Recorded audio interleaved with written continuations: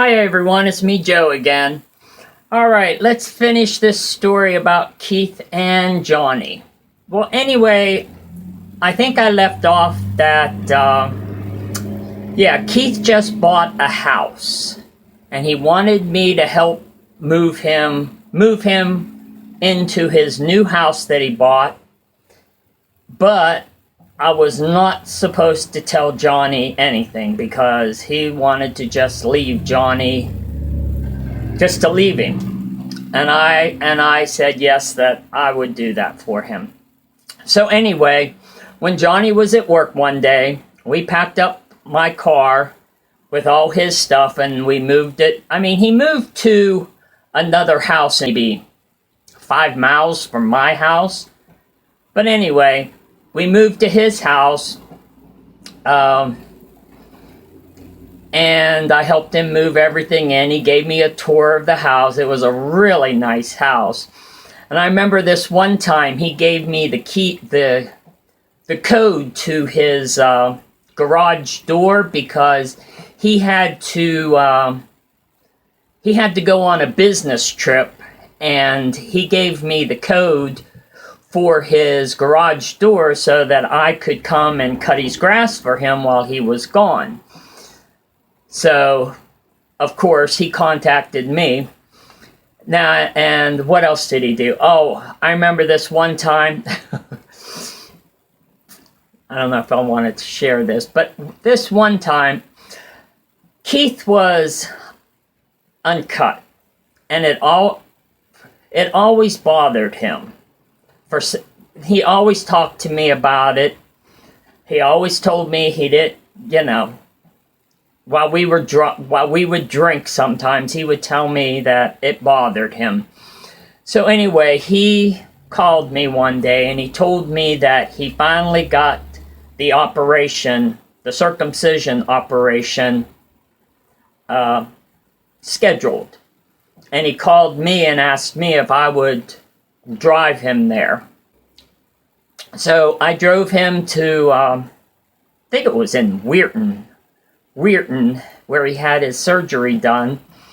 And, of course, I drove him there and drove him back. And to my surprise, I mean, when I got him home, I helped him home, into the house. And I was shocked as hell when he showed me it. He showed me it because it was swollen.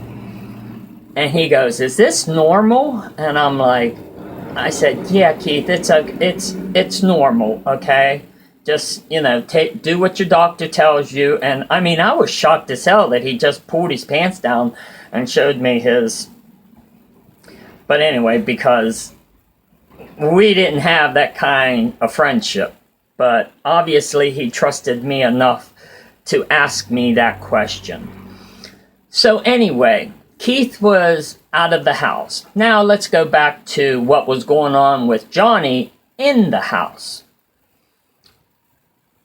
I don't know if Keith left him a message telling him he was leaving. I never asked Keith why he did it this way. I never asked Johnny why, he left. Why, Johnny just told me that Keith left. And I acted surprised, like, "Oh, really? Why?" And he never told me.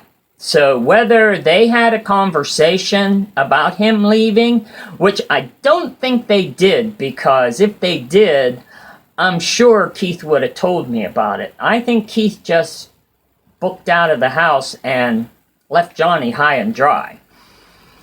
And because of that, Johnny became a little bitch around the house. He was, like I told you before, we had our own little chores to do around the house.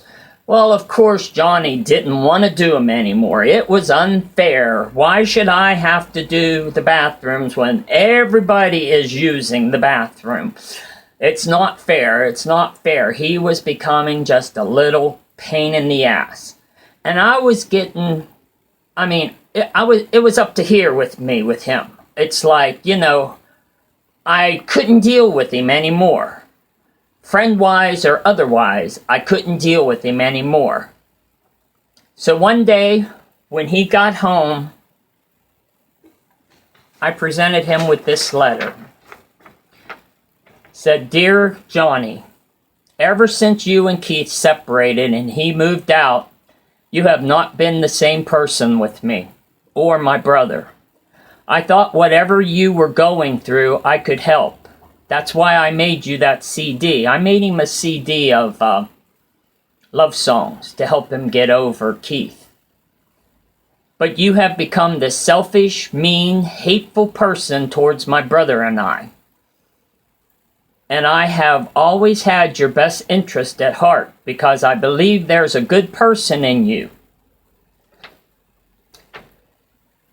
It has been months since Keith left, and you're still hurting and still hurting the people around you because you hurt. I'm sorry, but you have become this person I don't like anymore or care about. And I don't want you to be around me or my brother or in our house. That is why it's time for you to move on. I always thought you would take care of my brother for me when I died, like you promised me. That's why I was going to give you a life estate in the house to take care of my brother. But I know you would never do it. So I guess we're even. You lied to me, and I lied to you. We have gone through a lot together, and for what it's worth, I thank you because of it, because I've learned so much from you. I hope this letter reaches your heart, and you become the person I always thought you can be. Good luck in all you do, Joe." And I kicked him out. And so he moved in with his parents. And he left, once I gave him the letter, and he read it, he left that day, leaving his furniture and everything in the house. He just got in his car and went to his parents' house and stayed there. And then in the next couple days, he contacted me and said that him and his dad were going to come up and get his stuff. And I said, okay, fine. So him and his dad came up with his truck, and as they were taking his stuff out of the house, my brother stayed up in his room and watched TV or played his games or whatever. My brother was like that. If there was anything going on between me, Johnny, or anybody else, he would just go up in his room and play his video games, and he would just not have a care in the world. It's like, it's not my business, so he'd just shut his door and play his games. But anyway, I just sat down and let him make sure that they're taking all his stuff. And they didn't take I think on the first visit, they took his bed, they took all his furniture in his bedroom. He took the couch and the chairs, all the living room items that were his, all the knickknacks that was his. And I think that was all they took the first time. And he never came. He came back. It took him about a month to come back to get some more of the rest of his stuff. And I realized that because he had so much stuff, because of all the shit that he was buying, that because his buying spree never stopped. So it took him a month between him taking the couches and everything to come back. And I thought to myself, and I kept on contacting him and said, when are you going to get the rest of your stuff out of here? And he goes, well, do you think it's all right if I could leave it there for about a month until I get somebody to help me? I said, you've got a month. And I said, after that, I said, you need to, you need to move because you're not moving back in. I said, if you think just because you're leaving your shit here that you're going to be able to wiggle your way back in, it's not going to happen. I said, so you need to come and get your shit so we can be over with this. So like I said, it took him a month to come back and get the rest of his stuff. But with him asking me if he could leave stuff there, when he came back to get the rest of his stuff, I presented him with this letter. It says, all properties of Johnny at my house after February 28th will be stored by the owner for free until March 15th. After this time, if Johnny doesn't retrieve all said properties, it will be considered forfeited and abandoned, and will become the property of the owner, me.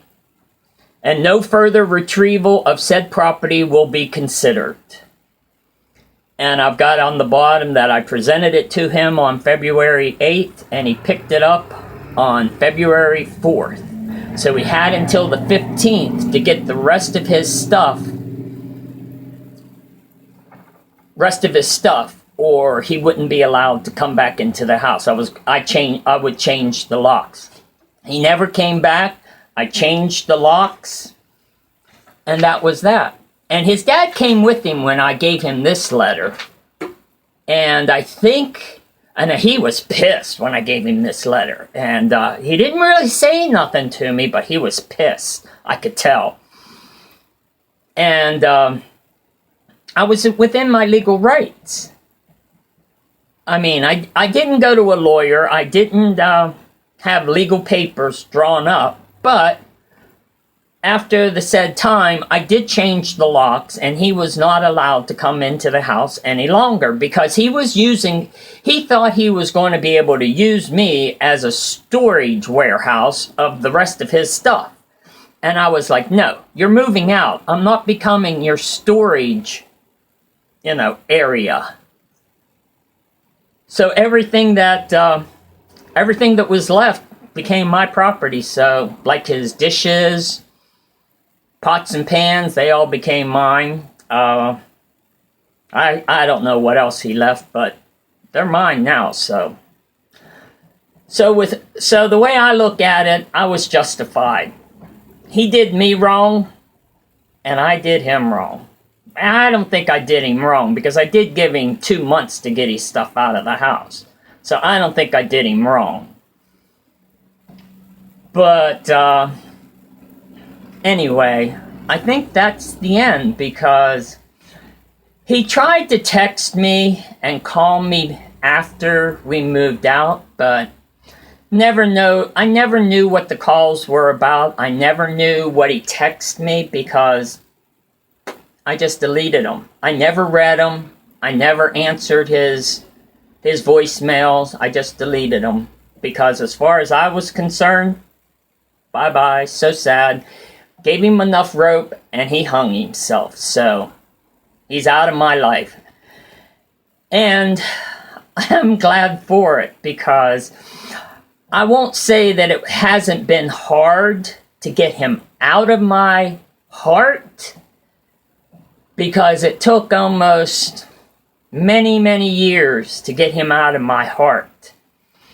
And through these videos and talking about it has helped me to get him out of my heart. And now I feel that I can move on because, yeah, I can just move on. So I hope some of yins can relate or sympathize or whatever. But like I always said, be safe, be kind, and I'll see you next time. Bye.